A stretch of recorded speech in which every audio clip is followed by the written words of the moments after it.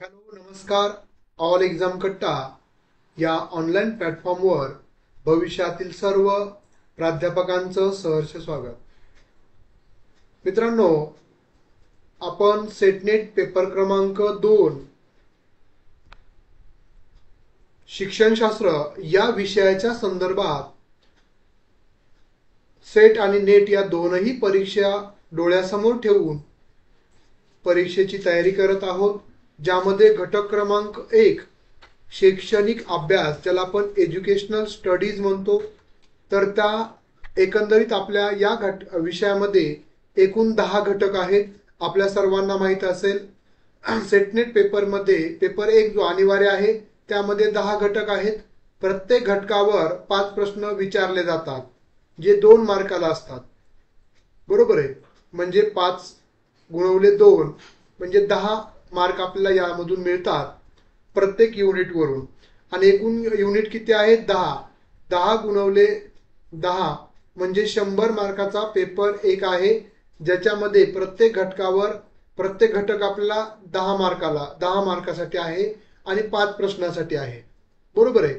तर हे झालं पेपर 1चं विश्लेषण.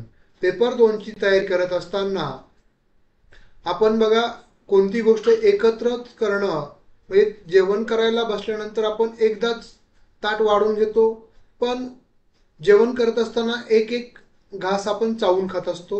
त्याच पद्धतीनं आपला अभ्यासक्रम पूर्ण आहे, पण जर आपण तो विभागून अभ्यासला तर म्हणजे कसं? तर आता तुम्हाला पेपर 2 मध्ये शिक्षणशास्त्र या विषयामध्ये एकूण 10 घटक आहेत. बरोबर आहे.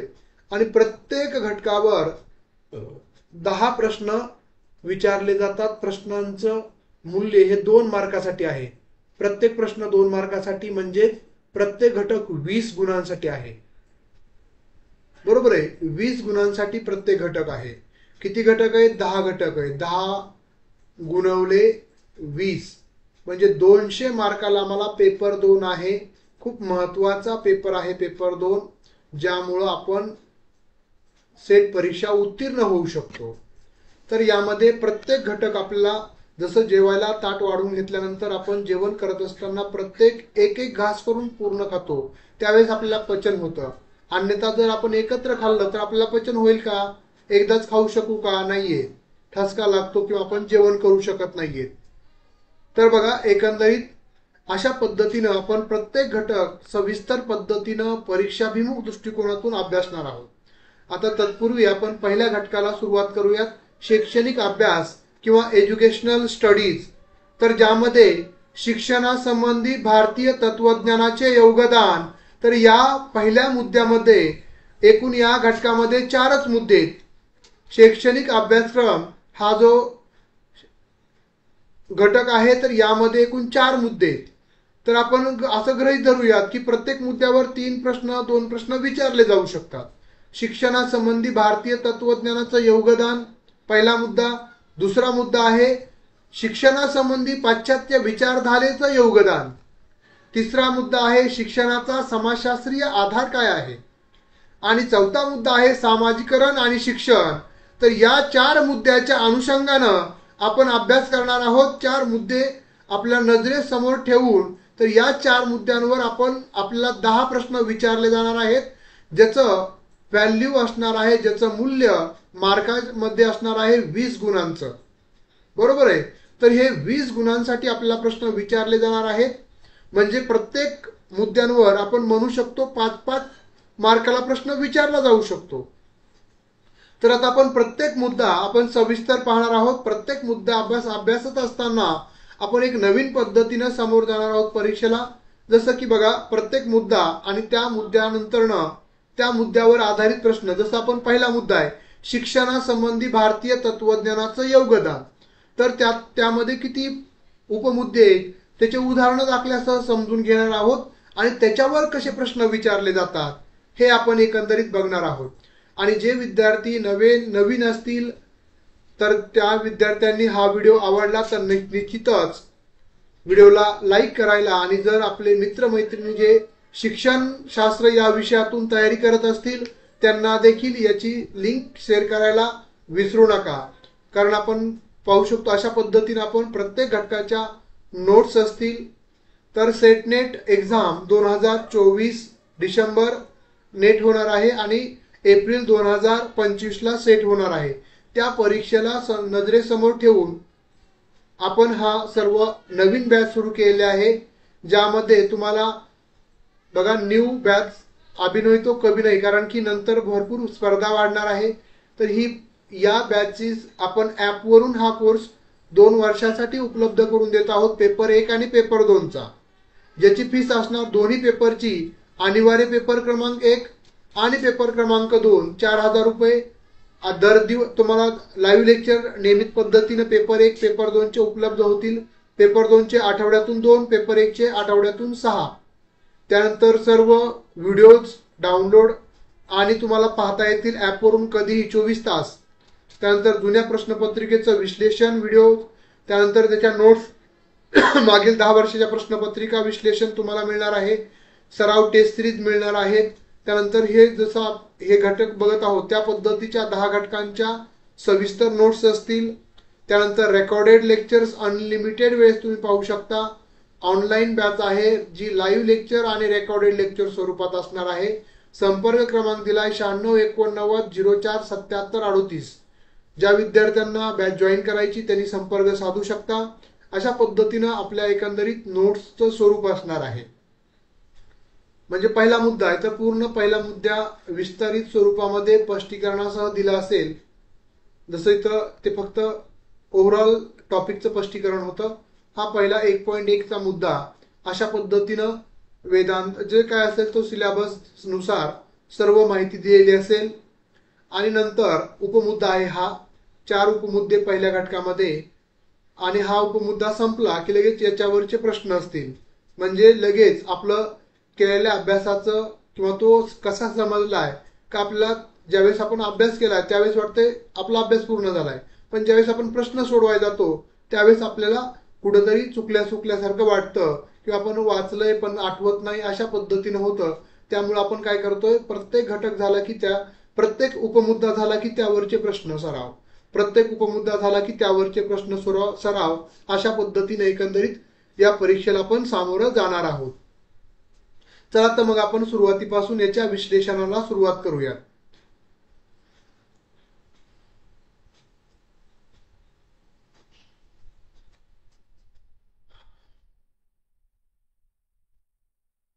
तर जे विद्यार्थी असतील ज्यांना बॅच जॉईन करायचे असेल तर बिंदास तुम्ही जॉईन करू शकता, जेणेकरून तुम्हाला याच सेट आणि याच नेटमध्ये क्वालिफाय व्हायचं असेल तर. व हे 4 मुद्दे, 4 मुद्द्यावर 20 गुणांसाठी 10 प्रश्न विचारले जाणार आहेत. त्यातला पहिला मुद्दा आपण घेऊया चर्चेला, शैक्षणिक अभ्यास कशाला म्हणायचं. शैक्षणिक अभ्यास म्हणजे काय, तर एज्युकेशनल स्टडी, शैक्षणिक अभ्यास म्हणजे शिक्षणाचे विविध पैलू, त्याची प्रक्रिया, उद्दिष्ट आणि परिणामाचा सखोल अभ्यास करणारा शास्त्रीय विषय म्हणजेच शैक्षणिक अभ्यास होय. हा अभ्यास शिक्षणाच्या तत्वज्ञान ज्यामध्ये अभ्यासलं जातं, फिलॉसॉफी आपण म्हणतो, त्यानंतर सायकोलॉजी म्हणजे मानसशास्त्र अभ्यासलं जातं, त्यानंतर समाजशास्त्र सोशियोलॉजी अभ्यासली जाते, आणि नवीन तंत्रज्ञान टेक्नॉलॉजी यांच्यासारख्या विविध शाखांचा समावेश या शैक्षणिक अभ्यास या मुद्द्यांतर्गत होत असतो. बरोबर आहे. त्यानंतर शैक्षणिक अभ्यास शिक्षणाच्या सैद्धांतिक जसं थेरीज आहेत, आपल्या सर्वांना माहित आहे थॉर्नडाईकची थेरीज असेल, चुका किंवा शिका उपपत्ती मांडलेली आहे अध्ययनासंदर्भात. त्यानंतर अनुदेशन उपपत्ती आहे, त्यानंतर स्किनरची साधक अभिसंधान उपपत्ती आहे. तर सैद्धांतिक आणि व्यावहारिक दृष्टिकोन, थेरॉटिकली आणि प्रॅक्टिकली अप्रोच किंवा ॲक्सेप्ट अभ्यास करून शिक्षण क्षेत्रातील सुधारणांसाठी महत्त्वाचं योगदान देता येतं.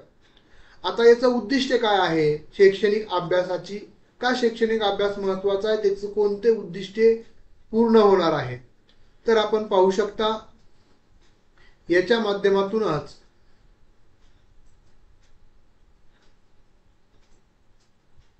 आपण जर पाहिलं तर शिक्षण प्रक्रियेचा सखोल अभ्यास करता येतो. शिक्षण कसे घडते म्हणजेच एखादं अध्ययन कसं होतं, त्यानंतर त्याचे तत्वज्ञान काय आहे, यावर विचार करणं शक्य होतं. शिक्षण प्रक्रियेचा सखोल अभ्यास करता येतो. त्यानंतर विचार प्रक्रियेला चालना मिळते. उदाहरणार्थ जर पाहिलं तर शिक्षण म्हणजे केवळ पुस्तकी ज्ञान नव्हे, तर शिक्षण विद्यार्थ्याच्या सर्वांगीण होलिस्टिक डेव्हलपमेंटसाठी महत्वाचं असतं. म्हणजे आपल्या सर्वांना माहित आहे महात्मा गांधी यांनी काय सांगितलं की शिक्षण म्हणजे काय, तर त्याचा आध्यात्मिक, बौद्धिक आणि क्रियात्मक विकास झाला पाहिजे. 3 गोष्टीचा. त्यामध्ये त्यांनी अध्यात्म पण जोडलं. त्यानंतर स्वामी विवेकानंदांनी शिक्षण म्हणजे काय काय सांगितलं, त्याची व्याख्या की शिक्षण म्हणजे आत्मप्रगटीकरण किंवा आत्मआविष्कार जे स्वतःमध्ये आहे पण ते बाहेर काढण्याचा प्रयत्न शिक्षणाच्या माध्यमातून केला जातो. आत्मआविष्कार करण्याचा प्रयत्न एकंदरीत शिक्षणातून केला जातो. तर शिक्षण म्हणजे केवळ पुस्तकी ज्ञान नाही, तर विद्यार्थ्यांचा सर्वांगीण विकास करण्याचं एक माध्यम आहे. पहिलं उद्दिष्ट शिक्षण प्रक्रियेचा सखोल अभ्यास करण्यासाठी. दुसरं उद्दिष्ट आहे शिक्षणाचे तत्वज्ञान, फिलॉसॉफी ऑफ एज्युकेशन समजण्यासाठी, ज्यामध्ये शिक्षणाचे मूळ उद्दिष्ट काय आहे, त्याचे तत्वे, शिक्षणाचे तत्वे कोणकोणते आहेत, कोणत्या तत्वाला अनुसरून शिक्षण प्रक्रिया पुढे चालत असते. त्याचबरोबर शिकवण्याच्या पद्धतीचा अभ्यास म्हणजे अध्ययन अध्यापन प्रक्रिया कशी आहे, अध्यापनाचे कोणकोणते सूत्रे आहेत, अध्यापनाच्या कोणकोणत्या पद्धती आहेत, विद्यार्थी केंद्रित अध्यापन पद्धती कोणत्या आहेत, शिक्षक केंद्रित अध्यापन पद्धती कोणत्या आहेत, या सर्वांची माहिती आपल्याला या शिक्षणातून मिळत असते. त्यानंतर उदाहरणार्थ प्रगतशील शिक्षण, ज्याला आपण प्रोग्रेसिव्ह एज्युकेशन म्हणतो, ज्याच्यातून आपल्या म्हणजे वैचारिक पातळीमध्ये, आपल्या राहणीमानामध्ये, आपल्या विचारामध्ये, आचारामध्ये हे विकास होत असतो, प्रगती होत असते, त्याला आपण प्रोग्रेसिव्ह एज्युकेशन म्हणतो. त्यानंतर मोंटेसरी पद्धती, मॉन्टेसरी मेथड्स, ज्यातून आपण कृतीयुक्त शिक्षणाला महत्त्व देत असतो.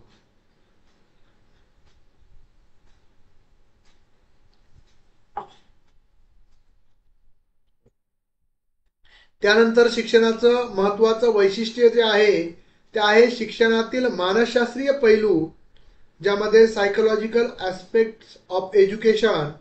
बघा, विद्यार्थ्यांचे शिकण्याचे वर्तन म्हणजे आपण लर्निंग बिहेवियर, ज्याचं ऑब्झर्वेशन केलं जातं, ज्याचं निरीक्षण केलं जातं. त्यानंतर मोटिवेशन्स म्हणजे प्रेरणा विद्यार्थ्याच्या.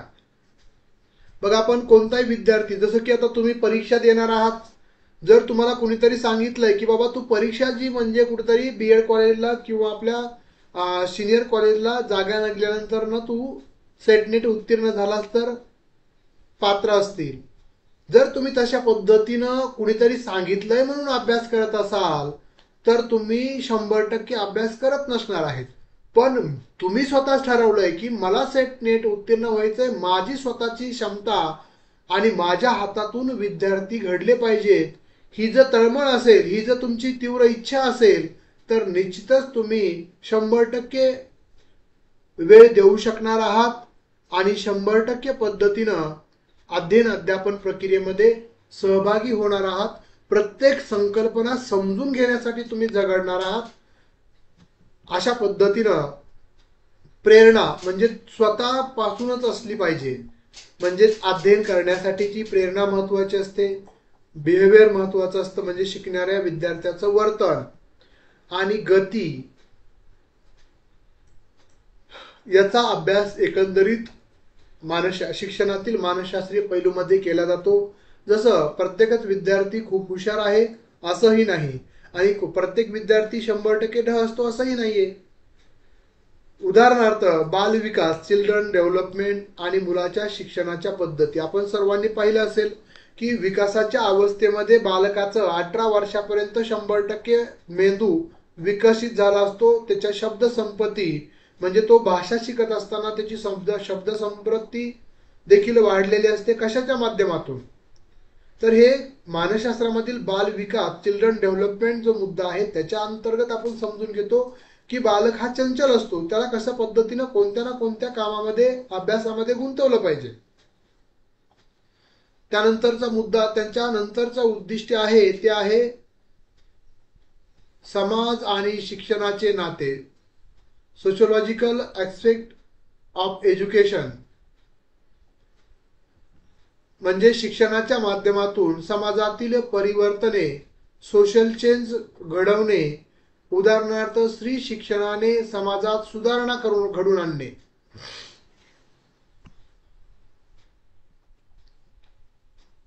म्हणजे समाज आणि शिक्षणाचं अशा पद्धतीनं नातं असतं.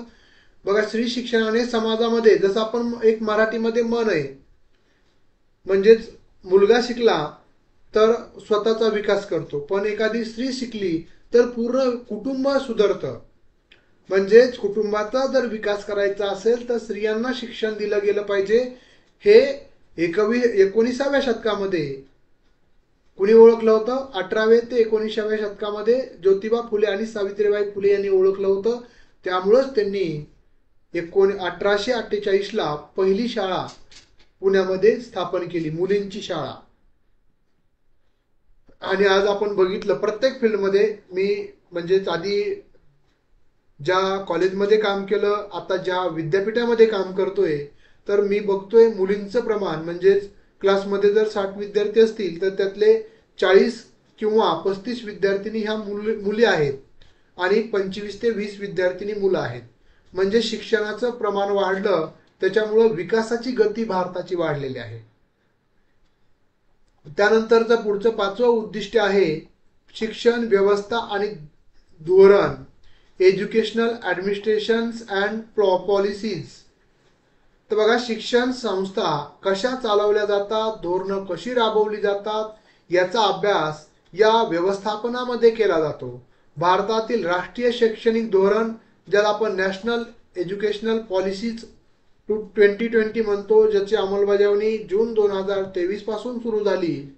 त्याच्यामुळंच आज आपण बघितलं तर पूर्ण असे आणखी चेंजेस या पॉलिसीमध्ये करण्यात आलेले आहेत, जे भविष्याच्या दृष्टिकोनातून मांडलेले आहेत. त्याच्यामुळे शिक्षणाचं त्याच्यामध्ये देखील त्याचा अभ्यास केला जातो. त्यानंतर शैक्षणिक अभ्यासाचे घटक, कॉम्पोनंट्स ऑफ एज्युकेशनल स्टडीज. त्यानंतर त्यामध्ये आपण बघितलं तर म्हणजे शैक्षणिक अभ्यासाचे घटक कोणते, त्यातला पहिला घटक आहे शैक्षणिक तत्वज्ञान, फिलॉसॉफी ऑफ एज्युकेशन, ज्यामध्ये शिक्षणाच्या उद्दिष्टाचा विचार केला जातो. विविध शिक्षण तत्वज्ञानाचा अभ्यास केला जातो, ज्यामध्ये प्रगतीवाद, आदर्शवाद, यथार्थवाद, रिअलिझम, आयडियालिझम, प्रोग्रेसिव्हिझम, हे जे वेगवेगळ्या विचार प्रणाली आहेत, याचा देखील त्यामध्ये अभ्यास केला जातो. आणि शैक्षणिक मानसशास्त्र, ज्याला आपण एज्युकेशनल फिलॉसॉफी सायकोलॉजी असं म्हणतो, ज्यामध्ये विद्यार्थ्यांच्या शिकण्याच्या प्रक्रियेचा, त्याच्या वर्तनाचा, त्याच्या बिहेवियरचा, विकासाचा, म्हणजे त्या बालकाचा विकास कसा होतो, त्याचं वर्तनामध्ये कशा पद्धतीनं परिवर्तन होतं आणि त्याच्या प्रेरणा कशा अभ्यासल्या जातात, हे शैक्षणिक मानसशास्त्रामध्ये केलं जातं. ज्यामध्ये आपण पाहिलं आहे पियाजे असतील, जीन पियाजे असतील, त्यानंतर वायग्लोस्की असतील, त्यानंतर आपण बघितलं तर थॉर्नडाईक असतील, स्किनर असेल, त्यानंतर अशा वेगवेगळ्या मानसशास्त्रज्ञांनी हे शिकण्याच्या ज्या पद्धती आहेत त्याच्यावर संशोधन केलेले आहेत सखोल पद्धतीनं. त्यानंतर शिक्षण तंत्रज्ञान, एज्युकेशनल टेक्नॉलॉजी, शिक्षण सुधारण्यासाठी तंत्रज्ञानाचा वापर. आज आपण बघितलं स्मार्ट ऑनलाईन शिक्षण पद्धती आली, स्मार्ट किंवा आपण त्याला मराठीमध्ये आभासी वर्गखोली म्हणतो आपण, ज्याला आपण स्मार्ट क्लासरूम म्हणतो. तर हे सर्व शैक्षणिक तंत्रज्ञानामध्ये जो बदल झालेला आहे, त्याच्यामुळे टीचिंग लर्निंगमध्ये स्मार्ट बोर्ड आले, पीपीटी प्रेझेंटेशन आले, ह्या सर्व वेगवेगळ्या माध्यमातून एकंदरीत शिक्षण पद्धती पूर्णत्वाकडे जाताना आपण पाहत आहोत. आणि त्यामध्ये काळानुसार बदलही होत आहेत. त्यानंतरचा मुद्दा आहे शिक्षण समाजशास्त्र, ज्यामध्ये शिक्षण समाजशास्त्र यामध्ये सोशोलॉजिकल लॉजी ऑफ एज्युकेशनल आपण बघतो. शिक्षणाचा समाजावर होणारा परिणाम हा दूरगामी असतो, म्हणजे खूप कालावधीसाठी असतो. समाजातील विविध घटकांचा शिक्षणावर होणारा परिणाम, जसं की आपण बघितलं तर साक्षरतेचं प्रमाण, असाक्षरता म्हणजे आपण असुशिक्षितांचं प्रमाण, हे देखील आपण त्याच्या माध्यमातून समाजशास्त्रीय जी मांडणी आहे त्याच्या माध्यमातून आपण मांडत असतो. उदाहरणार्थ ग्रामीण शिक्षणातील समस्या आणि त्याच्यावरचे उपाय. आपण जर बघितलं तर आज देखील ग्रामीण भागामध्ये बरेचसे मुलं शाळेमध्ये जात नाहीयेत. आज देखील ती परिस्थिती आहे. किंवा त्यांचे वडील जर ऊसतोड कामगार असतील, अशा पद्धतीनं ते 6 महिने त्यांच्या वडिलांबरोबर जातात. घरी गावाकडे कुणी राहण्याची सोय नसते. त्याच्यामुळं अडचण काय होते तर त्यांचं जे बेसिक शिक्षण आहे ते पूर्ण होत नाही आणि ते मागास राहतात, म्हणजे एकंदरीत समाज मागास राहतो. त्यानंतरचा 5वा मुद्दा आहे शिक्षण व्यवस्था, एज्युकेशनल मॅनेजमेंट.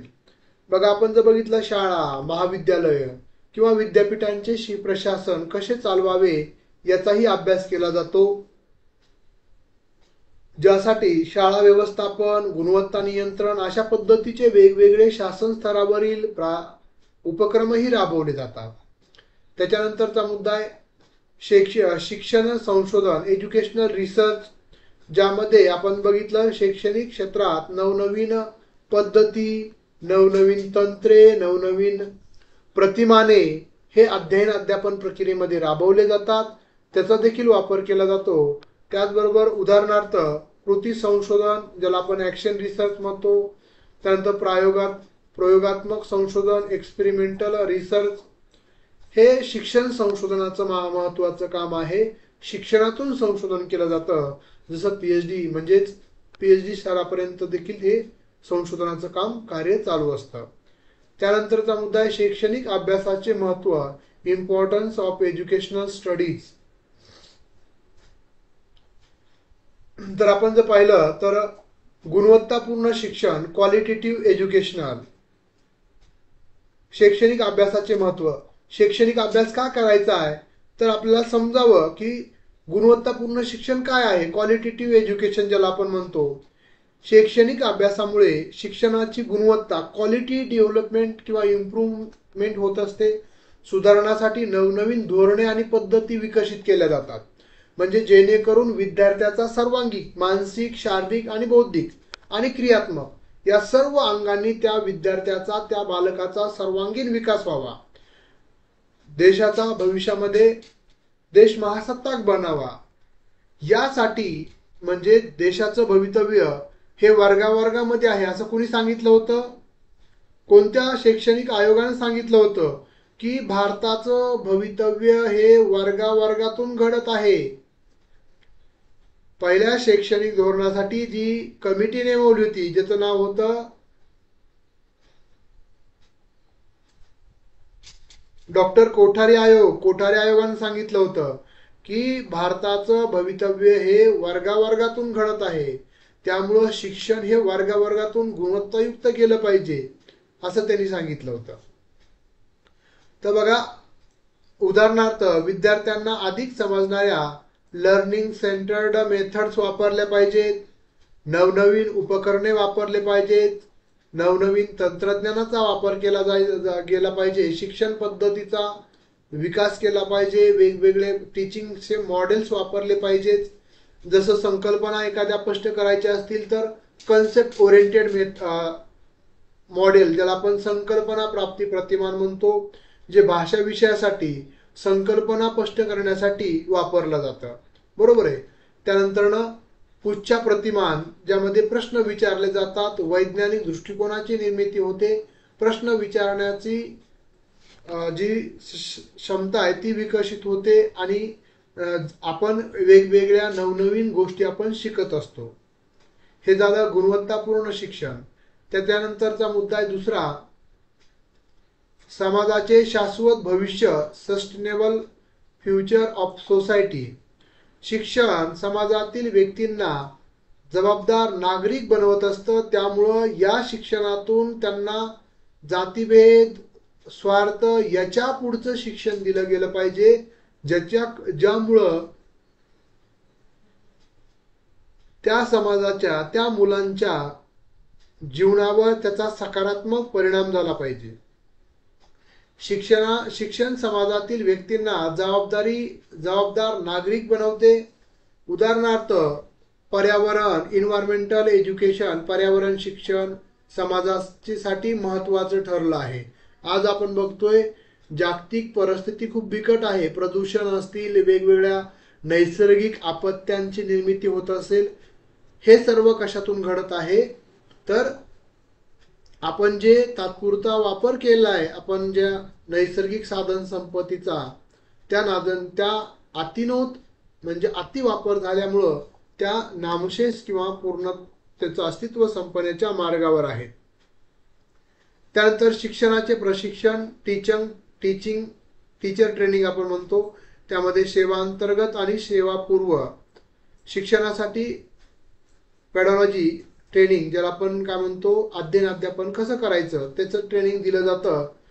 त्यानंतर धोरण निर्मिती म्हणजे पॉलिसी मेकिंग, शिक्षण क्षेत्रात परिणामकारक धोरणं तयार करण्यासाठी शैक्षणिक अभ्यास महत्त्वाचा आहे. उदाहरणार्थ समान शिक्षणासाठी RTE,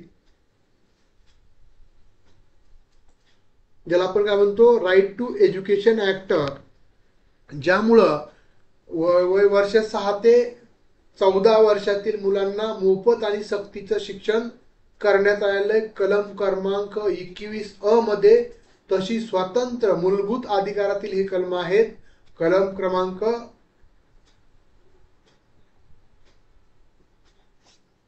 12 ते 32 पर्यंत मूलभूत अधिकाराचे, त्यामधील 21A मध्ये मूलभूत शिक्षण हा प्रत्येक बालकांचा हक्क आहे, हे कलम ऍड करण्यात आलेला आहे.